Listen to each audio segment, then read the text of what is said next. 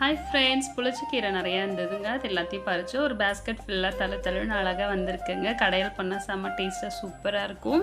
அதுக்கப்புறம் வேங்கேரி கத்திரிக்காய், இன்னொரு ரகம் கத்திரிக்காய், அது பேர் தெரிலங்க. அவங்க எல்லாம் நீட்டமாக இருந்தாங்க. அது எல்லாத்தையும் அறுவடை பண்ணியாச்சு. அதுக்கப்புறம் தேவதை கத்திரிக்காய், பச்சை குண்டு கத்திரிக்காய், கொத்து கத்திரி, வேலூர் கத்திரி அதெல்லாம் இருந்தாங்க. அவங்க எல்லாத்தையும் எடுத்தாச்சு. அதுக்கப்புறம் கோவக்காய் அங்கே ஒன்று இங்கே ஒன்று எல்லாம் இருந்தாங்க. அவங்களே தேடி பிடிச்சு எடுத்தாச்சு. கொஞ்சம் வெண்டைக்காய், கொஞ்சம் கொத்தவரங்காய் இருந்தாங்க.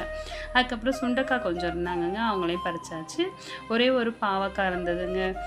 அதுக்கப்புறம் மிளகாலாம் பழுத்து போய் கொஞ்சம் எல்லாம் இருந்தாங்க. அவங்க எல்லாத்தையுமே கலெக்ட் பண்ணியாச்சு. இன்றைக்கி பார்த்திங்கன்னா ஒரு சூப்பரான அறுவடைங்க, கலர்ஃபுல்லான அறுவடை. புளிச்சக்கீரை, கத்திரிக்காய் நிறையாவே கிடச்சிருக்கு. கோவக்காய் ஒரு வறுவல் கிடச்சிருக்குங்க. சுண்டைக்காய் ஒரு குழம்புக்கு போதுமான காய் இருக்குது. பாவக்காய், மிளகாய். இன்றைய அறுவடை பார்த்திங்கன்னா எல்லாமே ஒரு ஆர்கானிக்காக விளைவிக்கிற காய் தான். நம்ம வீட்டில் உள்ள வேஸ்ட்டை யூஸ் பண்ணி தான் வளர்த்துட்ருக்கோம். தேங்க்ஸ் ஃபார் வாட்சிங். பாய்.